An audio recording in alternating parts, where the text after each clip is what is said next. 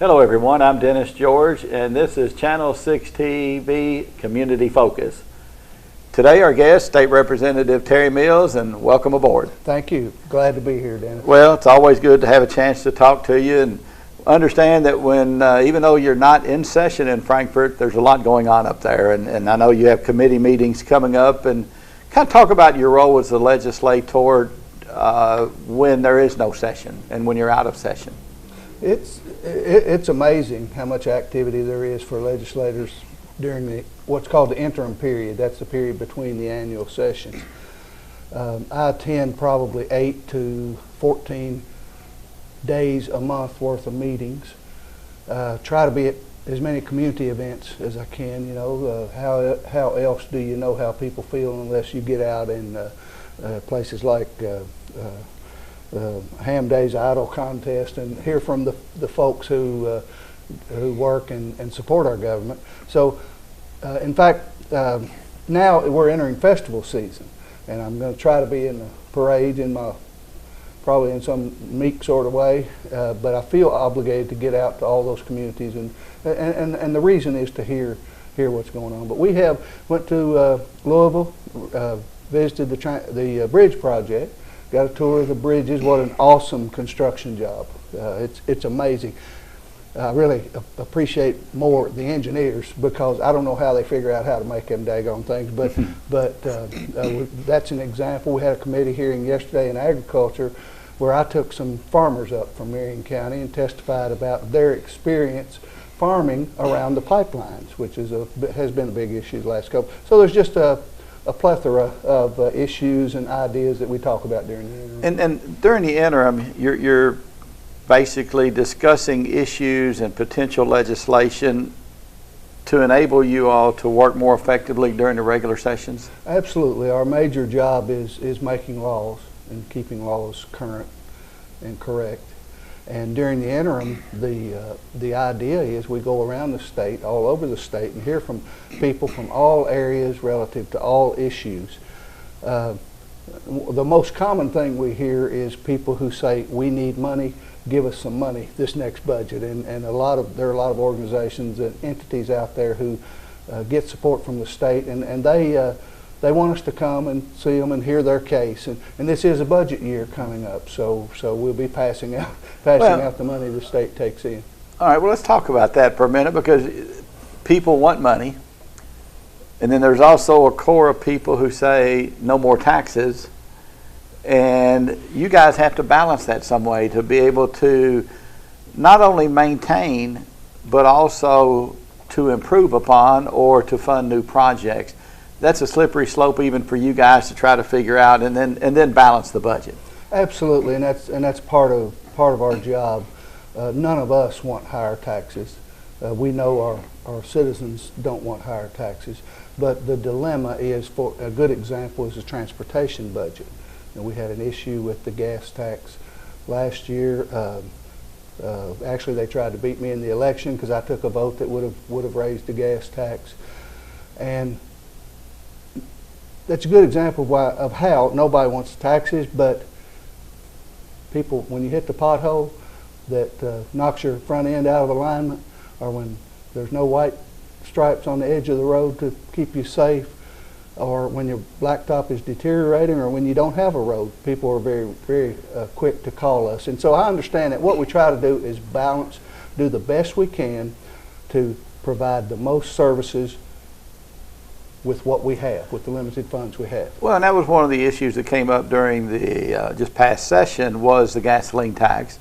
And with falling gas prices, falling revenues to transportation, and with gas down, I think maybe $2.11 to $2.30 in the area per gallon, had you all not made an adjustment, the Transportation Department road fund would have taken a real big hit. Well, and as it was, because we didn't do something timely, which was the 14 session, the one before last, the last budget year, we lost about $130 million.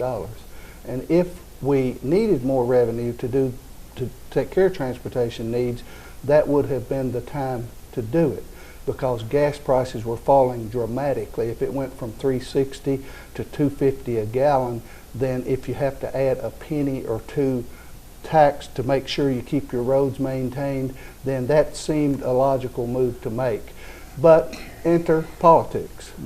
And because we wanted, certain people wanted to accuse us of raising the taxes, the other side didn't let it happen, and our budget suffered because of it. Now, who's right, who's wrong, I don't know, but people do want us to take care of roads, and gas is 203 this morning. I mean, what a relief to people who have to drive to work every day. So that's a good thing. We need to keep that in mind. Well, I mean, when you talk about it, and I guess the one thing that has come up for years and years and years before you got to Frankfurt even, is that our tax system is somewhat antiquated. But it's never the right time to reform taxes or our taxing system. What is the long-term future? Or where do we go? And is there ever going to be the right time to reform our tax system? Well, again, enter politics, and politicians are generally afraid that they're going to do something when you reform our tax code that will cause them not to get sent back. I think what we need to do is the right thing and take our chances on whether we get back or not. Our tax code is outdated. It's based on a manufacturing economy. We're now more of a service economy. So some changes need to be made. We had a task force, had several task forces, but the most recent one made about 60 recommendations that would have not brought in a lot of additional revenue, but it would have ensured that as our economy as it exists today grows, the growth for government needs would be there also, which is not happening now. So. Well, one form, I guess, of creating additional revenue has come up in the past. I think in the 2015 session there was no discussion of it, but Speaker Stumbo says that casino gambling is going to be one of his issues again. Is this just a game that Greg is playing, or is he's taking a different route to trying to get it approved? Yeah, I don't think it's a game at all. Greg Stumbo's interested in moving this state forward. He wants the best for Kentuckians. I do agree that we need to expand gaming. The details of Speaker Stumbo's proposal, I'm not sure I'm totally in agreement with how the money should be divided. I'd like to see actually a greater portion go to solving our pension problem. There's been about $4 billion in the last 10 years that we've sent to Ohio and Indiana and those bordering states that allow casino gaming, and that's Kentucky money. I favor passing something like that and dedicating the revenue to some of our biggest problems, maybe not all of it, but at least a big portion of it to solving our pension crisis. And I think the previous stance from the Democratic Party was, let's put it on the ballot.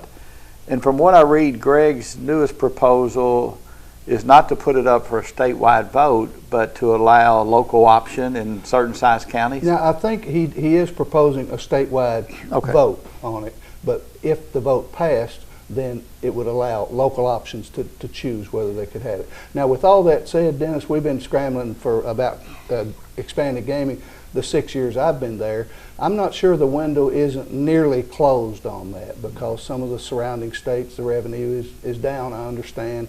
Atlantic City, closing, and a lot of, so I'm not sure. I'd have to take a hard look at that, but generally I support expanded gaming. As I've always said, if the revenue can be used to solve some of our greatest problems, and right now one of our greatest problems is the pension crisis. We know probably 15 years ago, Greg spoke to a group that I was involved in, and he stood up there and said, if there was a board of directors for a company that was seeing revenues leave that company and going to a competitor, and that board didn't do anything to step up to try to recoup some of that income that the company could have had, you'd fire the board of directors.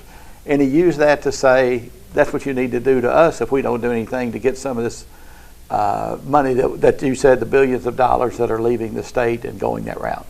Yeah. So yeah, I'm in favor. As I said, it's Kentucky money.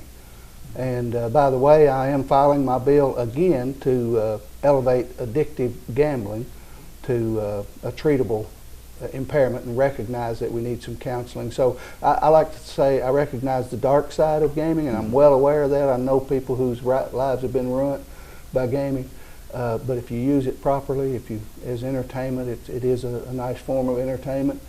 And so I do support expanded gaming, and not totally in agreement with Speaker Stumbo's method, but I'm with him on expanding it. Okay, you mentioned shoring up the retirement system that we read every session again.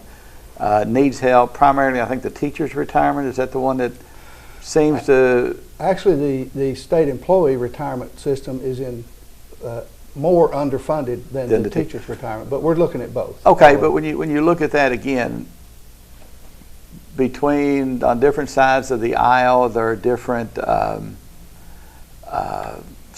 suggestions as to how it should be done. I think a lot of it comes down to it's not been properly funded or adequately funded maybe over the years.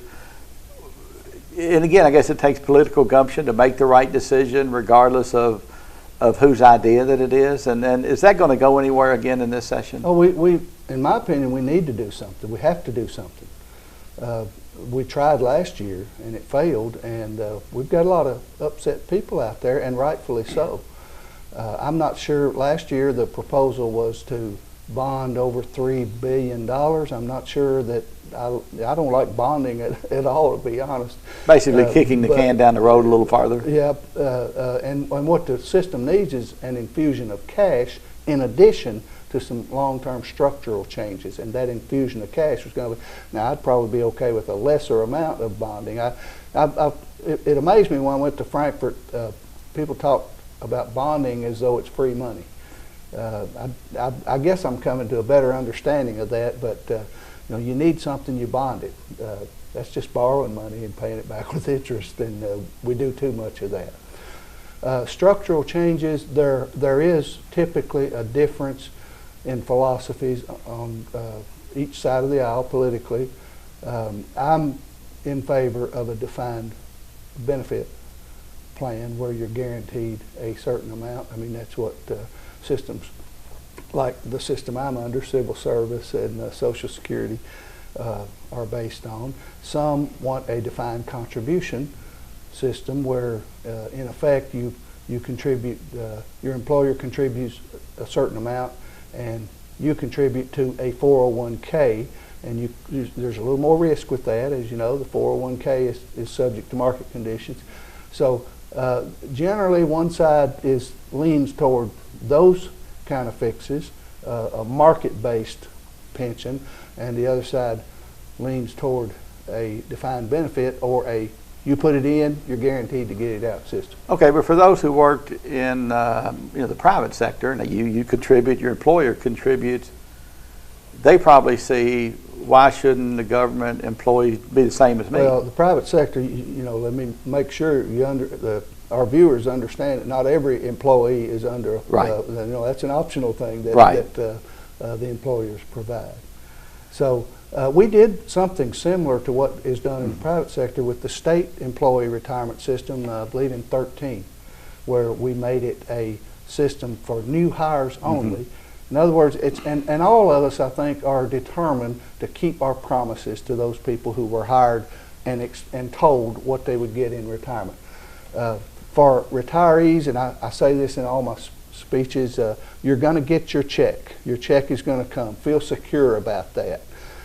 The problems are long-term. It took us a long-term time to create the problem, and it'll take some time to fix it, but we are going to fix it.